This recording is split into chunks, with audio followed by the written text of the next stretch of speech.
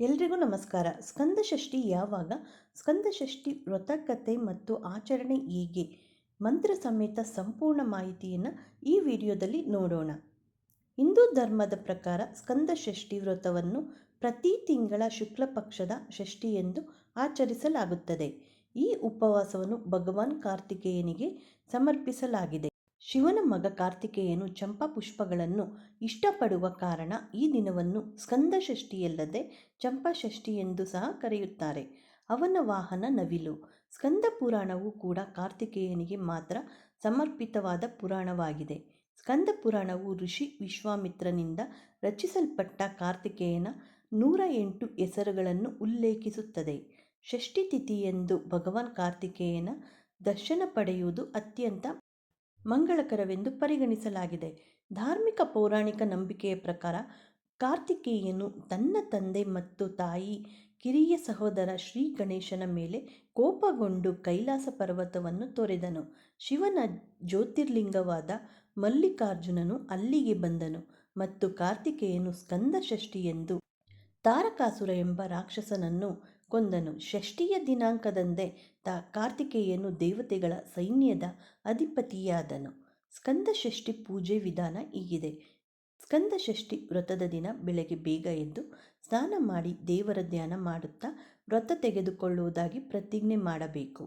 ನಂತರ ಕಾರ್ತಿಕೇಯನೊಂದಿಗೆ ಶಿವಪಾರ್ವತಿಯರ ವಿಗ್ರಹವನ್ನು ಇಲ್ಲ ಫೋಟೋವನ್ನು ಸ್ಥಾಪಿಸಿ ಪೂಜಿಸಬೇಕು. ಹಾಗೆಯೇ ಕಲವ, ಅಕ್ಷತೆ, ಅರಿಶಿನ, ಶ್ರೀಗಂಧ, ಸುಗಂಧ ದ್ರವ್ಯಗಳ ಹೂಗಳಿಂದ ಪೂಜಿಸಬೇಕು. ಸಂಜೆ ಮತ್ತೆ ಪೂಜೆ ಮತ್ತು ಆರತಿ ಮಾಡಿದ ನಂತರ ಫಲಹಾರವನ್ನು ಸೇವಿಸಿ. ಈ ದಿನ ಉಪವಾಸ ಮಾಡುವವರು ದಕ್ಷಿಣ ದಿಕ್ಕಿಗೆ ಮುಖ ಮಾಡಿ ಕಾರ್ತಿಕೇಯನನ್ನು ಪೂಜಿಸಬೇಕು. ರಾತ್ರಿ ನೆಲದ ಮೇಲೆ ಮಲಗಬೇಕು. ಸ್ಕಂದ ಷಷ್ಠಿ ಮಂತ್ರ ಹೀಗಿದೆ.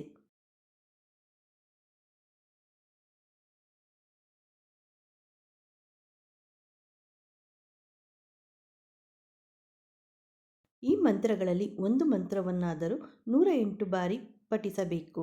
ಹಾಗೂ ಸ್ಕಂದ ಷಷ್ಠಿಯ ಕಥೆಯನ್ನು ಓದಿದರೆ ಒಳ್ಳೆಯದು. ಸ್ಕಂದ ಷಷ್ಠಿ ಕಥೆ ಹೀಗಿದೆ. ಭಗವಾನ್ ಶಿವನ ಪತ್ನಿ ಸತಿಯು ತನ್ನ ತಂದೆ ದಕ್ಷ ಮಹಾರಾಜನು ಮಾಡುತ್ತಿದ್ದ ಯಾಗದ ಕುಂಡಕ್ಕೆ ಪ್ರಾಣವನ್ನು ತ್ಯಜಿಸುತ್ತಾಳೆ. ಇದರಿಂದ ಶಿವನು ತೀವ್ರ ದುಃಖದಿಂದ ತಪಸ್ಸಿನಲ್ಲಿ ತನ್ನನ್ನು ತಾನು ತೊಡಗಿಸಿಕೊಂಡನು. ಇದರಿಂದ ಸಂಪೂರ್ಣ ಜಗತ್ತೇ ಶಕ್ತಿಹೀನವಾಯಿತು. ರಾಕ್ಷಸರು ಈ ಅವಕಾಶವನ್ನು ಬಳಸಿಕೊಂಡು ತಾರಕಾಸುರ ಎಂಬ ಹೆಸರಿನ ರಾಕ್ಷಸನು ಇಡೀ ಭೂಮಂಡಲದಲ್ಲಿ ಭಯದ ಬೀಜವನ್ನು ಬಿತ್ತಿದನು. ದೇವತೆಗಳು ಸೋಲನ್ನು ಎದುರಿಸಬೇಕಾಗುತ್ತದೆ. ಸುತ್ತಲೂ ದುಃಖ, ಭಯ, ನೋವು ತುಂಬಿಕೊಂಡಿತು.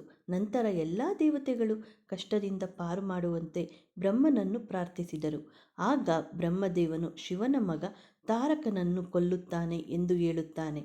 ಇಂದ್ರ ಮತ್ತು ಇತರ ದೇವರುಗಳು ಭಗವಾನ್ ಶಿವನ ಬಳಿಗೆ ಹೋಗುತ್ತಾರೆ. ನಂತರ ಭಗವಾನ್ ಶಂಕರನು ಪಾರ್ವತಿಯ ಮೇಲಿನ ತನ್ನ ಪ್ರೀತಿಯನ್ನು ಪರೀಕ್ಷಿಸುತ್ತಾನೆ ಮತ್ತು ಪಾರ್ವತಿಯ ತಪಸ್ಸಿನಿಂದ ಸಂತುಷ್ಟನಾಗುತ್ತಾನೆ ಮತ್ತು ಹೀಗೆ ಶಿವ ಮತ್ತು ಪಾರ್ವತಿಯು ಮಂಗಳಕರ ಮುಹೂರ್ತದಲ್ಲಿ ವಿವಾಹವಾಗುತ್ತಾರೆ.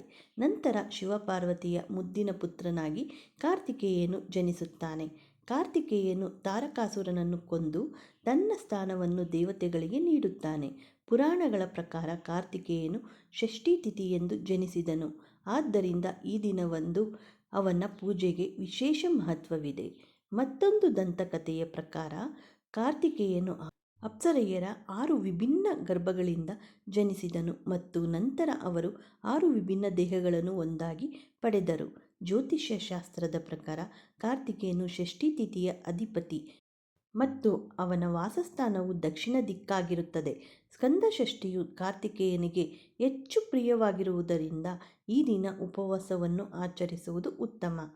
ಫೆಬ್ರವರಿ ತಿಂಗಳ ಶುಕ್ಲ ಪಕ್ಷದ ಷಷ್ಠಿಯು ಅಂದರೆ ಈ ತಿಂಗಳ ಷಷ್ಠಿ ತಿಥಿಯು ಫೆಬ್ರವರಿ 3ರಂದು 6:53ಕ್ಕೆ ಪ್ರಾರಂಭವಾಗಿ ಫೆಬ್ರವರಿ 4ರಂದು 4:37ಕ್ಕೆ ಕೊನೆಗೊಳ್ಳುವುದು. ಅಂದರೆ ಸ್ಕಂದ ಷಷ್ಠಿ ವ್ರತವನ್ನು ನಾಳೆ ಆಚರಿಸಲಾಗುವುದು. ಈ ಮಾಹಿತಿ ಏನಾದರೂ ನಿಮಗೆ ಉಪಯುಕ್ತವಾದರೆ ಲೈಕ್ ಮಾಡಿ, ಹಾಗೆ ಎಲ್ಲರಿಗೂ ಶೇರ್ ಮಾಡಿ. ಮತ್ತಷ್ಟು ವಿಡಿಯೋಗಳಿಗೆ ನಮ್ಮ ಚಾನಲನ್ನು ಸಬ್ಸ್ಕ್ರೈಬ್ ಮಾಡಿಕೊಳ್ಳಿ. ಮತ್ತೆ ಸಿಗೋಣ ಇನ್ನೊಂದು ವಿಡಿಯೋದೊಂದಿಗೆ. ಎಲ್ಲರಿಗೂ ಧನ್ಯವಾದಗಳು. Thank you for watching.